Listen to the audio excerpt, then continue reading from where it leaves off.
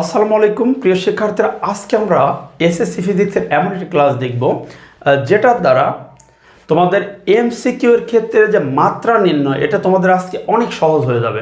আমি তোমাদের এতটুকু কথা দিতে পারি, এই ক্লাসটি দেখার পরে এই যে ফিজিক্স এমসিকিউতে যখন মাত্রা আসে কোনো একটা রাশির, যে কাজের মাত্রা নিচের কোনটি, ক্ষমতার মাত্রা, শক্তির মাত্রা, চাপের মাত্রা, প্রবণতার মাত্রা, এরকম কোনো না কোনো একটা মাত্রা কিন্তু পরীক্ষাতে এসে থাকে। তুমি যে কোনো বোর্ডের প্রশ্ন দেখবা, মেজরিটি প্রশ্নেই তুমি দেখবা একটা না একটা রাশির মাত্রা কিন্তু পরীক্ষাতে আসছে।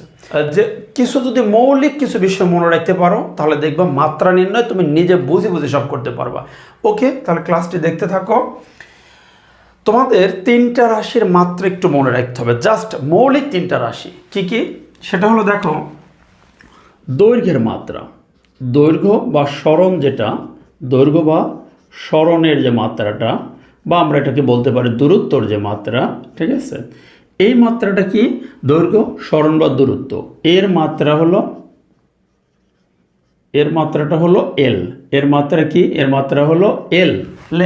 দেখো, ভরের মাত্রা, যেটা ভর, এই যে রাশিটা ভরের মাত্রা, এই মাত্রাটা হলো এম। ওকে, আর একটা রাশির মাত্রা, সেটা মনে রাখতে হবে সময়ের মাত্রা। সময়ের মাত্রা হলো টি। এই তিনটা রাশি, অর্থাৎ মৌলিক ফান্ডামেন্টাল তিনটা রাশির মাত্রা যদি তুমি মনে রাখতে পারো তাহলে তুমি মেজরিটি যৌগিক রাশিগুলোর মাত্রা বের করে ফেলতে পারবে। ওকে, আমরা একটা এক্সাম্পল দেখি। ধরো এখন তোমাকে বললো বেগের মাত্রা নিচের কোনটি, বেগের মাত্রা নিচের কোনটি, কি কাজ করবা? দেখো, তুমি নর্মালি কি জানো, বেগ ভি ইকুয়ালস এস ডিভাইডেড টি। অর্থাৎ দেখো, সরণের হারকে কি বলে? সরণের হারকেই বেগ বলে। তো এখান থেকে যে কাজটা করে দেবা, দেখো এই যে সরণ, উপরের রাশিটা কি? সরণ। এই সরণের মাত্রা কি? দেখো তো এল, তাহলে উপরে তুমি বসিয়ে দিলে এল। আর নিচের সময়ের মাত্রা কি? সময়ের মাত্রা হলো টি। সুতরাং বেগের মাত্রা বের হয়ে যাবে এল টি ইনভার্স 1। ওকে, আচ্ছা, তাহলে তুমি খুঁজে পেলে বেগের মাত্রা কি। আচ্ছা, বেগ যখন তুমি জানবে, বেগের মাত্রা তুমি যখন জানবে, তখন ত্বরণের মাত্রা বের করা কিন্তু আর কোনো ব্যাপারই না। এখন তোমাকে প্রশ্ন করছে ত্বরণের মাত্রা কি, যে কাজটা করবা ত্বরণের মাত্রা। আচ্ছা, ত্বরণ মানে কি? বেগ বৃদ্ধির হার হলো ত্বরণ। তাহলে এখান থেকে ত্বরণের মাত্রা বের করার জন্য দেখো, তাহলে আমরা দেখলাম বেগের মাত্রা আমরা বের করতে পারবো। এবার অ্যাক্সিলারেশন বা ত্বরণের মাত্রা, ত্বরণ এই কস কি জানো তুমি? ত্বরণ সমান জানো হলো বেগের পরিবর্তন ডিভাইডেড সময়। অর্থাৎ এই বেগের মাত্রাকে এল টি ইনভার্স 1, এটাকে সময়ের মাত্রা দিয়ে ভাগ দিয়ে দিলেই তুমি ত্বরণের মাত্রা খুঁজে পাবে। দেখো, একটু বুঝে বুঝে পারার চেষ্টা করো, মুখস্থ করে না আসলে লাইফে এভাবে আগানো যায় না। তুমি আজকে যেটা মুখস্থ করতেছো, তুমি দেখবা কয়েকদিনের মধ্যে আবার ভুলে যাবা।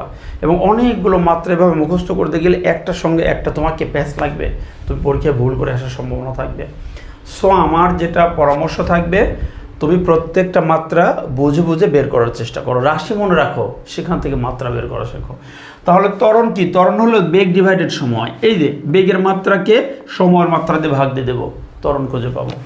তাহলে দেখো, নিচেরটি উপর উঠে গেলে কী হবে? এল টি ইনভার্স 2, এটা হলো ত্বরণের মাত্রা।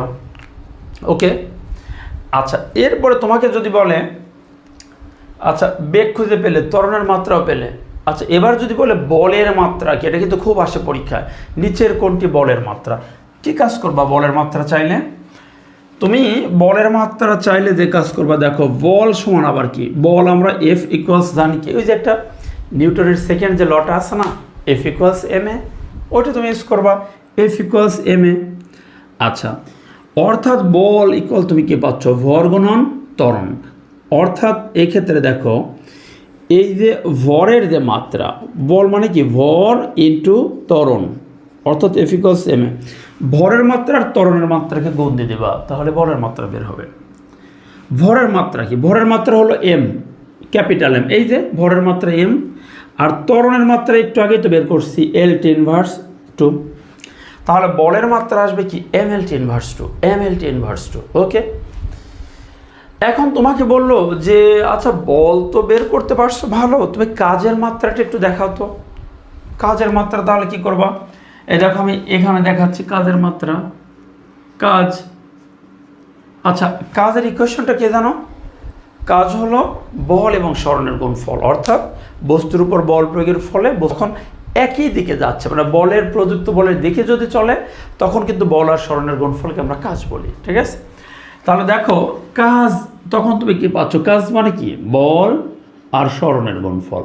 ওকে, এখন তাহলে তুমি বলের মাত্রাটা খুঁজে দেখো, বলের মাত্রা সরণের মাত্রাকে গুণ দিলে কাজের মাত্রা পাবো। তাহলে বলের মাত্রা কি? বলের জন্য আমরা দিব এম এল আর টি ইনভার্স 2, আর সরণের জন্য কি দেবো যেন? এল। তাহলে একটা এল দিলাম। তাহলে কাজের মাত্রা হবে এম এল এল এল স্কোয়ার টি ইনভার্স 2। দেখো কাজের মাত্রা বের হয়ে গেল। আচ্ছা কাজ তো বুঝলাম, শক্তির মাত্রা, কাজের মাত্রা শক্তির মাত্রা একই। ঠিক আছে, ওকে, এটাই শক্তির মাত্রা। এবার ক্ষমতা, পাওয়ার, এটার মাত্রা কি হবে একটু দেখি। ক্ষমতার মাত্রা, আচ্ছা কাজ যখনই পেয়ে যাব, ক্ষমতা তো খুবই সহজ। ক্ষমতার মাত্রা কিভাবে বের করব? ক্ষমতা কি? কাজের হারকেই ক্ষমতা বলে, অর্থাৎ একক সময়কৃত কাজ। তাহলে কাজের মাত্রাকে, কাজের মাত্রাকে দেখো, তোমরা যে কাজের মাত্রা পেলে M L square T inverse 2, এটাকে টি দিয়ে ভাগ দিয়ে দিলে হয়ে যাবে। অর্থাৎ ক্ষমতা কি? ক্ষমতা হলো দেখো, ক্ষমতা পি ইকুয়ালস ডাব্লিউ ডিভাইডেড টি। অর্থাৎ তুমি যখনই কাজের মাত্রা খুঁজে পেয়েছো, এটাকে সময়ের মাত্রা দিয়ে ভাগ দিয়ে দিলেই ক্ষমতার মাত্রা খুঁজে পাবে। ওকে, তাহলে এখান থেকে আমরা কি পাচ্ছি? এম এল স্কোয়ার, এই নিচের টু উপর উঠে গেলে টি ইনভার্স 3।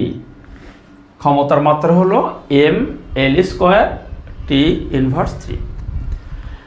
তাহলে দেখো আমরা কোথায় থেকে কোথায় আসলাম? আমরা শুরু করছিলাম 3টা মৌলিক রাশির মাত্রা থেকে, যে সরণের মাত্রা বা দূরত্বের মাত্রা এল, ভরের মাত্রা এম, সময়ের মাত্রা টি। এই 3টা যদি মনে রাখতে পারি, আমরা যৌগিক রাশিগুলোর মাত্রা কিন্তু বের করে ফেলতে পারি। তুমি এখান থেকে চাপের মাত্রা বের করতে পারবা, এখান থেকে প্লবতার মাত্রা, প্লবতা তো বল, ওটা তো বের করলামই।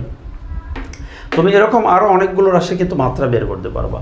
সো এখন দেখো 3টা মৌলিক রাশির মাত্রা মনে রাখবা। আর কিভাবে? তোমার যদি থিওরিটা জানা থাকে, মানে মূল থিম জানা থাকে, যে বেগটা কি? সরণ ডিভাইডেড সময়। কাজ কি? বল আর সরণের গুণফল। বল কি? ভর আর ত্বরণের গুণফল। ক্ষমতা কি? একক সময়কৃত কাজ। চাপ কি? চাপ হলো বল ডিভাইডেড ক্ষেত্রফল, অর্থাৎ একক ক্ষেত্রফলের উপর প্রযুক্ত লম্বভাবে বল। এই থিমগুলো যদি একটু বুঝে বুঝে পড়তে পারো, আমার মনে হয় যে কোনো একটা রাশির একক আসলে, মাত্রা পরীক্ষা আসলে, তুমি নিজে কিন্তু বুঝে ওটা বের করতে পারবা। তোমার সামনে যতটাই প্যাচ দিক না কেন, তুমি খুঁজে বের করতে পারবা, কিন্তু এটা হবে। আর মুখস্থ করলে সম্ভব না। মনে হয় না যে মানে ওটা একটা কেমন যেন মুখস্থ করলে একটা 50-50 চান্স, হয়তো যদি মনে থাকে খুব বেশি, যদি হয়তো কোনোটা বেশি মুখস্থ করছো হয়তো মনে থাকতে পারে, তা নাহলে একটু কম বেশ হলেই দেখা যাচ্ছে যে ওটা আর দিতে পারবো না। সো আমার মনে হয় একটু বুঝে বুঝে পড়ো, ঠিক আছে?